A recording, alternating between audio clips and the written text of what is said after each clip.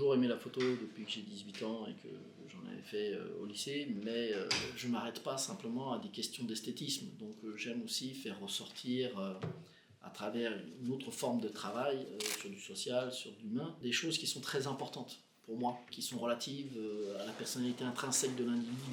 Mais c'est de faire ressortir des choses de l'individu. C'est très différent. Et ça, c'est des choses que j'ai toujours été amené à faire. Donc pour moi, c'était important, à côté de l'aspect mode, de travailler avec les femmes autrement et de ne pas montrer qu'une vision esthétique des choses, mais aussi d'aller en profondeur sur ce qu'elles sont par rapport à la société d'aujourd'hui.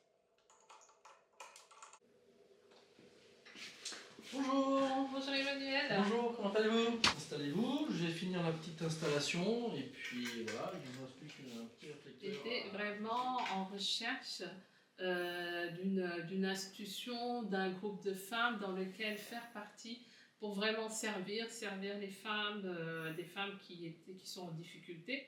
Sachant que les difficultés sont de différents types. On a les violences conjugales, on a les inégalités salariales, on a également les femmes qui vivent dans la rue, les femmes SDF dont on parlait très peu à ce moment-là. J'avais un ami qui s'appelle Jean-Bernard Jardel, qui lui aussi est artiste, qui était membre du Zonta, le Zonta Club Paris-Port-Royal Concorde, qui est le club dont je fais partie. Et puis on a pris connaissance de ce qu'avait fait le club par le passé. Et nous, lorsqu'on a repris le club, on s'est vraiment focalisé sur les femmes sans domicile fixe qui vivent dans la rue, dont personne ne parlait, malgré tout ce qu'elles ont subi. Ce moment là où je les vois, où en tant que présidente, on fait une action et on les voit sourire, on voit leur visage s'éclairer, pour moi c'est inestimable.